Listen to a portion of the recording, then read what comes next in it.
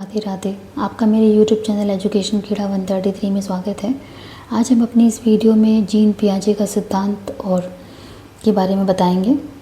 मैंने अपनी पिछली वीडियो में जितनी भी बाल विकास की अवस्था है उसके विषय में बताया था। इस वीडियो में हम जीन पियाजे का सिद्धांत के बारे में बताएंगे। जीन पियाजे जो है वो स्विस मनोवैज्ञानिक हैं। उन्होंने बुद्धि परीक्षण पर कार्य किया था, बालकों के संज्ञानात्मक विकास पर कार्य किया था। संज्ञानात्मक विकास का सिद्धांत जीन पियाजे ने प्रतिपादित किया था। वास्तविकता के स्वरूप के बारे में चिंतन करने तथा उसे खोज करने की शक्ति न तो बालकों के परिपक्वता स्तर पर है और न ही उसके अनुभवों पर निर्भर करती है, बल्कि इन दोनों की अंतःक्रिया द्वारा निर्धारित होती है। ये कहा था जीन पियाजे ने अपने सिद्धांत में। तो जीन पियाजे ने संज्ञानात्मक विकास को जो है 4 अवस्थाओं में बांटा था। ये बहुत ही इम्पॉर्टेंट है। इससे अक्सर ही ऐसा होता है कि प्रश्न पूछते हैं सीटेट और यूपीटेट में। इसमें क्या है कि इंद्रिय जनित गामक अवस्था है जो कि 0 से 2 साल तक चलती है। इसमें मानसिक क्रिया को इंद्रियों से प्रकट किया जाता है। बच्चे जो है मानसिक क्रिया को इंद्रियों से प्रकट करते हैं। फिर है पूर्व संक्रियात्मक अवस्था जो कि 2 से 7 साल तक चलती है।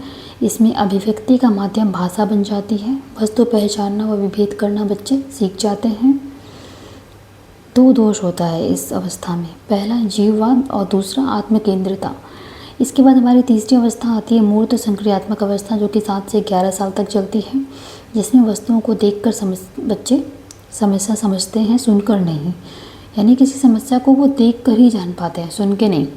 मानसिक संक्रियाएं जो है वो ठोस आधारित होती हैं। लास्ट हमारी अवस्था आती है अमूर्त संक्रियात्मक अवस्था। ये होती है 11 से 15 साल तक, जिसमें चिंतन में क्रमबद्धता रहती है, कल्पना ज़्यादा रहती है। समस्या का समाधान बच्चे कल्पना में सोचकर और चिंतन करके करते हैं। ये तो हमारा जीन पियाजे का सिद्धांत था। और इसके बाद हमारा लेव वाइगोत्स्की का सिद्धांत आता है। इन्होंने भी संज्ञानात्मक विकास के सिद्धांत के बारे में बताया था। लेव वाइगोत्स्की ने जो है अपने सामाजिक संज्ञानात्मक विकास के सिद्धांत में सामाजिक कारकों और भाषा को महत्वपूर्ण बताया है। सामाजिक कारक ये बहुत ही इम्पोर्टेंट शब्द है कि अगर पूछ देता है कि सामाजिक कारकों को किसने अपने सिद्धांत में महत्व दिया था तो लेव वाइगोत्स्की होंगे। और इसको हम इसीलिए सामाजिक सांस्कृतिक सिद्धांत भी कहते हैं। और इन्होंने जो अपने सिद्धांत में बताया है वो ये है कि वास्तव में संज्ञानात्मक विकास एक अंतःवैयक्तिक सामाजिक परिस्थिति है जिसने बच्चों को अपने वास्तविक विकास के स्तर से अलग उनके संभाव्य विकास के स्तर की ओर ले जाता है। इन दोनों विकास स्तरों के अंतर को वाइगोत्स्की ने समीपस्थ विकास का क्षेत्र कहा है। यानी कि समीपस्थ विकास का क्षेत्र क्या होता है? वास्तविक विकास के स्तर व संभाव्य विकास के स्तर के बीच का जो क्षेत्र होता है उसी को हम समीपस्थ विकास का क्षेत्र कहते हैं। इसके बाद हम लॉरेंस कोहलबर्ग सिद्धांत के बारे में बात करेंगे। इन्होंने जो है नैतिक विकास का सिद्धांत दिया था। इन्होंने लॉरेंस कोहलबर्ग ने नैतिक विकास को 3 अवस्थाओं में बताया था।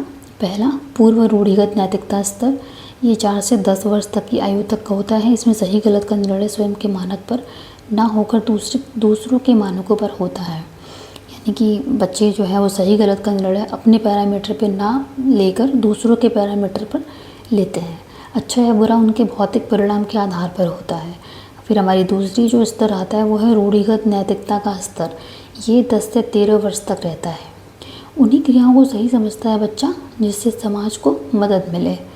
इसके बाद हमारा तीसरा स्तर है उत्तर रूढ़िगत नैतिकता का स्तर। नैतिक आचरण संपूर्ण रूप से आत्मनियंत्रण होता है। अपने बच्चों के कंट्रोल में ये नैतिक आचरण जो है वो बच्चों के कंट्रोल में हो जाता है। और ये नैतिकता का सबसे उच्च स्तर यही रहता है। और यहाँ पर हमारा वीडियो समाप्त होता है। धन्यवाद।